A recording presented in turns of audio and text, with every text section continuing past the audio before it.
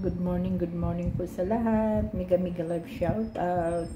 So ngayon po ay nagpe-prepare po ako ng aking gulay. So diet muna tayo, puro gulay po ako ngayon. Kanina katatapos ko lang kain ng aking bread with achar na litos. Ay hindi litos, ano bang tawag doon? Nakalimutan ko na. Ano ba yung kinain ko? Bakit hindi maano sa isip ko ang aking kinain ngayon? Ano bang tawag doon? Hindi siya litos kung hindi...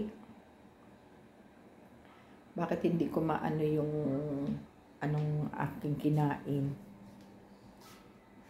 Hindi naman broccoli. Kung hindi ano ba tawag dito? Ayan yung aking kinain. Hindi naman siya nakalimutan ko na kung ano pong tawag na sa kinain kong gulay. So sabihin ko na lang po mamaya pag yung maalala ko. Yeah, ito po yung aking hinihimay-himay ngayon. Susyo ko po sa inyo. At bago po ang lahat, please like, share, and subscribe po ang ating ama ng Kalingap, Kuya Bal Santos Matubang, Ate Edna Vlog, at si Kalingap Rob. Yan po. Isusyo ko po sa inyo kung ano aking lulutuin po siya. Yan. Hinimahimay ko lang po ng pamamagitan lang po ng aking kamay. Spinach po siya. Spinach. Yan po. Yan po siya. Yan. Spinach. Yan. Yan po ang aking gulay. At ang aking naman, hiwa-hiwain ko lang yan at nilalagay ko po yan siya sa aking atsara. Yan, hinahalo ko po yan. So, hindi ko maalala kung ano yung kinain ko ngayon, pero nasa atsara ko na siya. Yan, mamaya siguro maaalala ko siya. So, ito po yung akin, himay-himay na po tayo ngayon. Yung aking lulutuin. Yan. Maghihimay-himay po muna ako ngayon.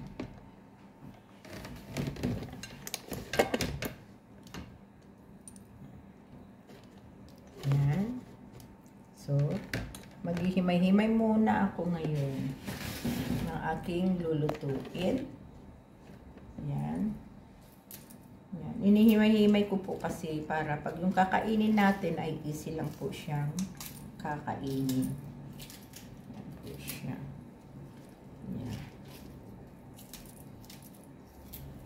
Pag ginisa po kasi, easy po siya na isubo ba? Hindi yung mahaba kung hindi himay-himayin natin. Yan po siya. Yan. Yan. Naghihimay-himay po ako ng aking lulutuin na gulay. Ini-stack ko lang po. Hindi naman po lahat ito ay yung ko. Pwede po ihalo sa noodles or igisa. Ganun po. Yan. More ako ngayon sa gulay kasi kailangan is diet po tayo. Diet po tayo pag may time, hindi yung puro po tayo baboy, karni, lalo na po baka. Ang most isda. Hindi po ako nakabili ng isda, so wala akong time na para bumili ng isda. Hintayin ko pa ang aking day off para ako makabili naman.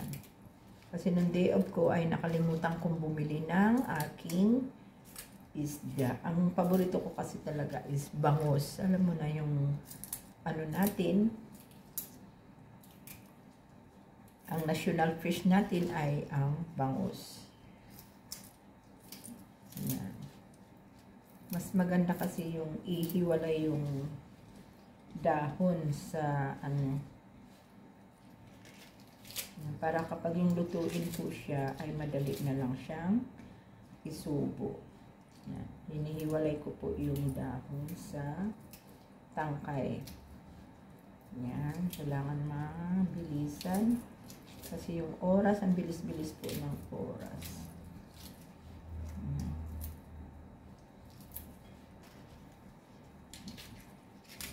Kasi bago po mag alas 12, kailangan ko po ay pumunta sa aming alaga para sila ay mag-lunch.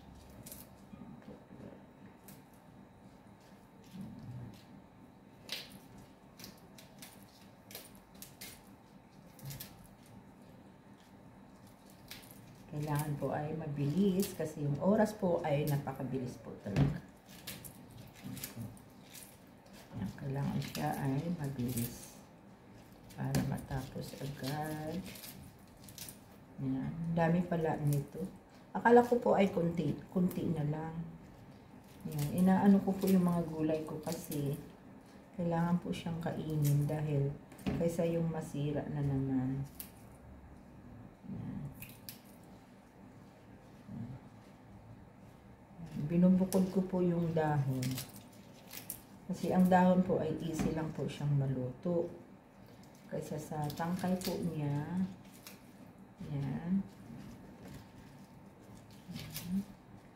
Kailangan po ay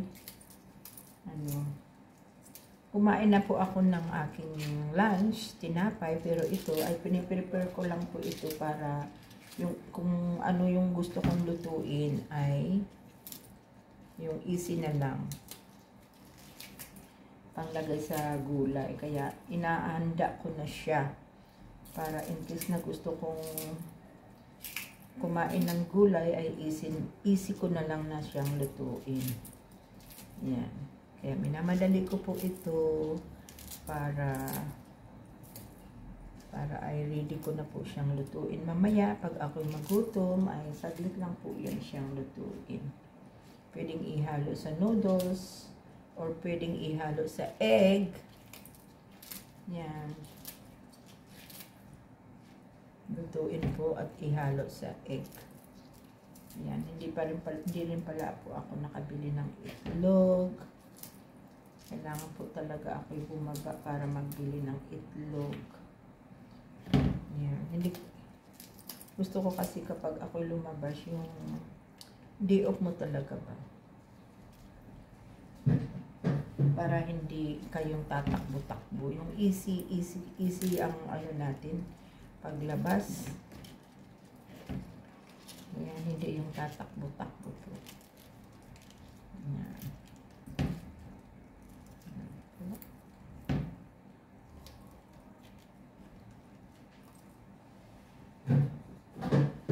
Ayan, nakapaglinis naman na po ako. Magpupunas-punas na lang mamaya. Ayan. After naman po ng pakain ng aso, ay yung wala naman po na ang gagawin ko po ay yung kung ano yung mga linis o magpunas, ganun. So ito po ay yan, minamadali ko po siya. Kailangan po siya ay punit-punitin para po ay yung ihahalo ko na lang mamaya kung ano yung gusto kong lutuin. Ayan, so natapos na rin po ako. Ayan po siya.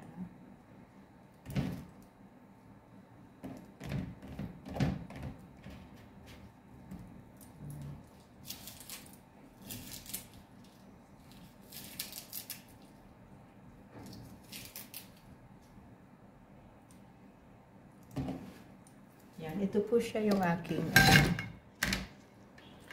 yan po siya. Papakita ko po sa inyo ay siya aking gawa. So, bali ikikip ko po yan muna sa ref. Kasi tapos na po ako nag-lunch. Yan. Ang lunch ko po ay celery. Naalala ko din po, celery. Ang aking kinain with bread. Yan. Yan po siya. Ikikip ko po yan sa ref. Ito naman po ang next kong hihiwain at ikikip. Yan, ang susunod ko na naman pong hihiwain ay ang cucumber. Ito po, cucumber, ang aking susunod na hihiwain.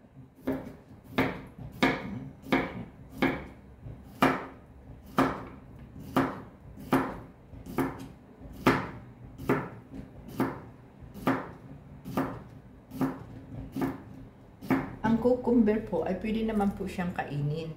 Yan, ganyan.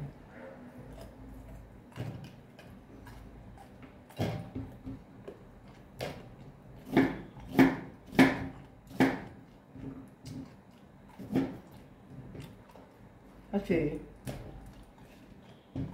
mahirap na rin po yung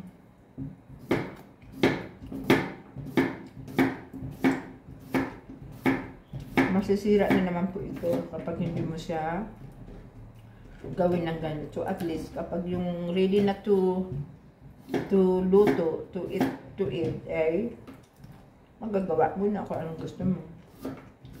Para may makain kang gulay. Yan. More vegetables po ako ngayon. At saka fruits. Kaya lang, yung fruits ko ay ubos na. Wala akong fruits kasi nung lumabas ako ay hindi ako nakabili. Kasi sabi ko, may stock pa naman akong fruits. Yung pala, hindi na abot ng 1 week ang aking fruits. Kaya ito, ano ako ng gulay.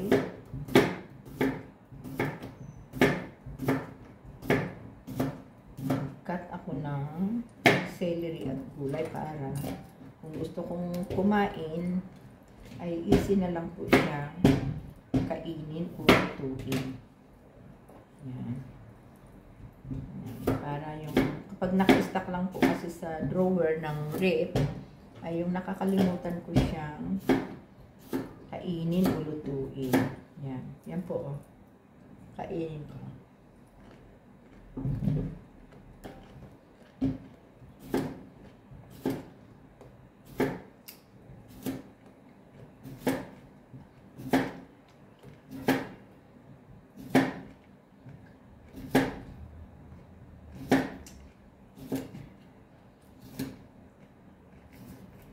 Yan.